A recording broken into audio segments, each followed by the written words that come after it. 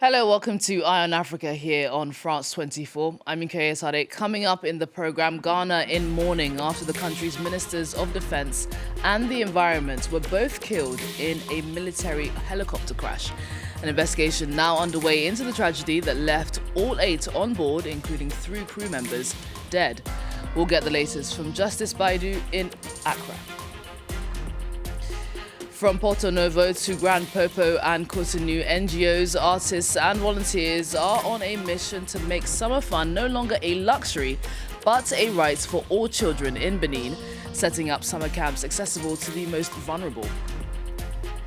Anticipation is building as Kenya gears up to take on Angola Thursday night in the African Nations Championships.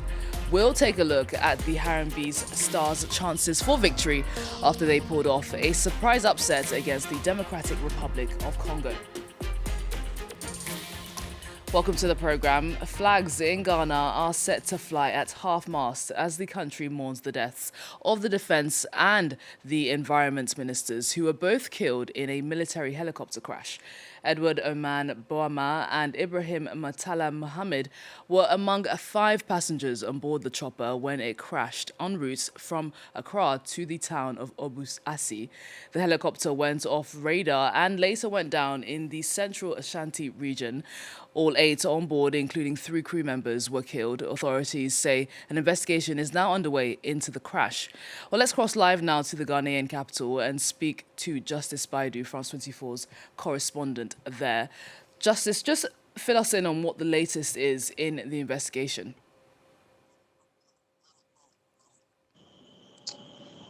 Now, the Ghana Armed Forces have just released another statement only a few minutes ago, saying that investigations have actually started to unravel what may have happened.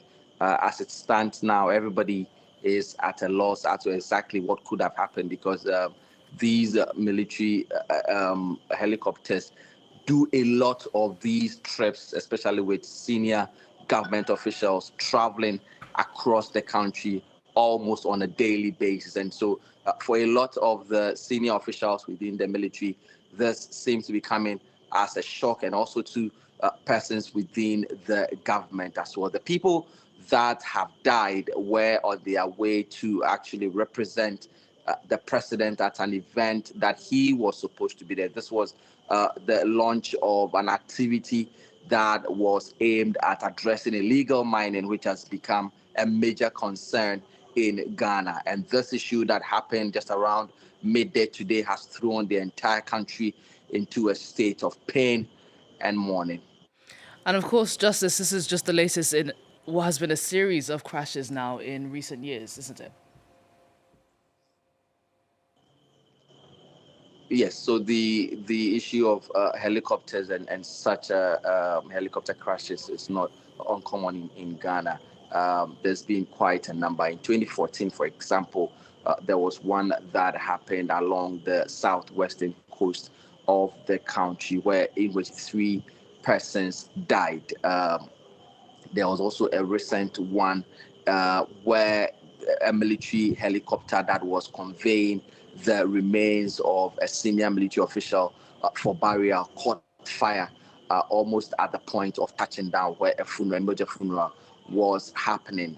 Since this story broke earlier today, there's been concerns, at least with what people are expressing on social media, about the sort of safety measures that have always been put in place for some of these travels, especially those that involve very senior officials of the government. Many people have also been thanking the stars for the life of the president, who was originally scheduled to be on this particular trip to Obuasi for this program, but had to pull out at the last minute because of a conflicting program. Justice, great to get that update from you. Thank you so much for that.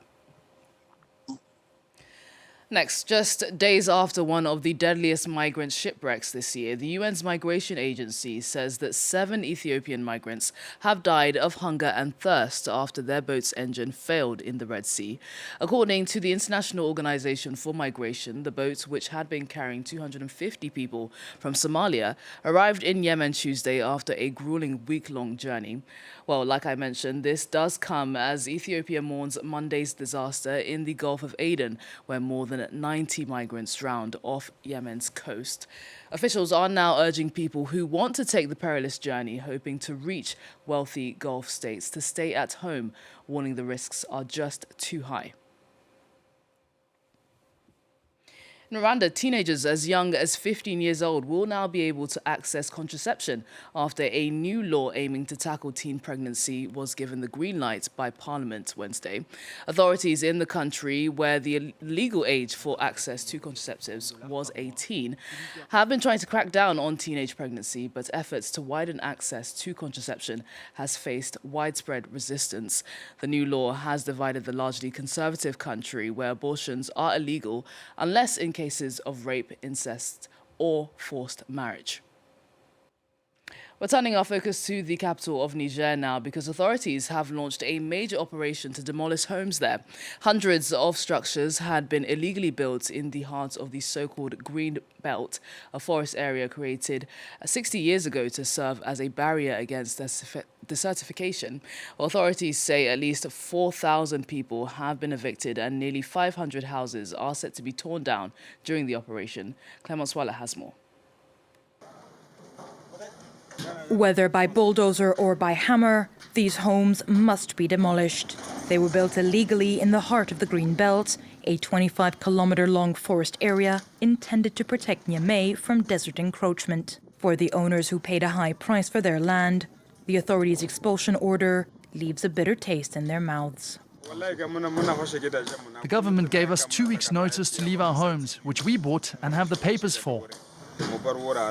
According to Niger's National Statistics Institute, the population of Niamey has grown from 750,000 to 1.5 million in 20 years. Despite several government decrees forbidding urbanization in the green zone, private real estate agencies have sold hundreds of plots of land and homes in the area. They cut off the electricity and told us to leave the premises. We tried to negotiate. We demanded compensation, but they refused. According to the authorities, nearly 5,000 people will be evicted and more than 500 illegal houses will be demolished by the end of the eviction operation. However, in a statement released on the 25th of July, the Patriotic Front for Sovereignty called for legal action against those who unlawfully sell public land and asked the government to rehouse the evicted families. Shifting gears, I hope you're all enjoying some kind of summer break. In Benin, the season is a promise of freedom and joy for children. But with private recreation centres charging steep fees, thousands are left out. Now a wave of NGOs, artists and volunteers are stepping in, making summer camps accessible to all, including the most vulnerable children. From Porto Novo to Grand Popo and Cotonou, the programmes are hoping to prove that summer fun shouldn't be a luxury, but a right for every children. Celine Barr and our team on the ground have this report. All children are welcome to the free summer camps run by Beninese educational NGO, CAEB. Their workshops here in this working-class district of the city of Porto Novo focus on promoting peace and harmony, with the hope of nurturing a sense of community from a young age. Through dance, we can pass on a message. Activities include dance, group games, drawing, and more, all designed to teach children about teamwork, respect, and communication, and sometimes uncover hidden talents. Some of the children are beginners who have never danced and are shy, but through this activity we awaken the talent hidden within them. We were taught not to fight, but to make peace. Peace is about having fun together as a team and happiness. We learn a lot. For some kids, it's their first summer camp experience. This is the first time that I've been on holidays with my friends and everyone like this. All children who come to our camps whether here or elsewhere in the country, can benefit from all the activities we offer. During the school holidays in the city of Cotonou, a truck is transformed into a colorful classroom. It offers free access to tablets, screens, and educational games to introduce children to technology. Within 24 hours of opening, around 60 people registered. Many of the participants have never used a computer before. I learned how to create my own folder and subfolder and how to save a photo in it. Meanwhile, further east in the beach town of Grand Popo, a summer camp gives all children a chance to see their country in a new way, discovering the ocean at last, leaving them with unforgettable memories. We're ending with some sports now. Kenya is gearing up to take on Angola in their second home match of the African Nations Football Championship tomorrow evening. After pulling off a surprising upset against DR Congo, the big question now is, can they repeat that performance? Bastien Renouy has more now on all the sporting action from Nairobi. The game will take place here in Kasarani Stadium. This stadium was refurbished just before the competition. It can host 45,000 people and it will be full of Kenyan supporters. Tickets are sold out. You know, before the competition, nobody really believed that Kenya could be DRC during their opening game, and they did it. So now the whole nation is dreaming about a new victory against Angola. The players say they are ready, that the tactics are ready, and that they can't wait to play that game. We respect everyone, but we don't fear anyone. So we are ready for the challenge tomorrow. We know it's a big task. We know this group is exceptionally tough. Like I said, the group of death.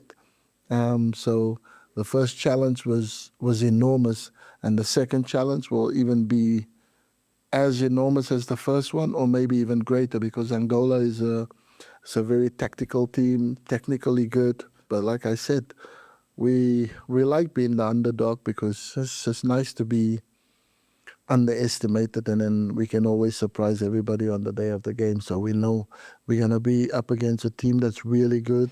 They are ready, but the coach is worried because the players just had 3 days to rest between their two games. He says that it's not enough and that one of the players is injured, one of the key players of the team, Masoud Juma, but according to him, it will not impact the team's strategy. The game will start here at 8 p.m. local time, and before that, DRC will face Zambia.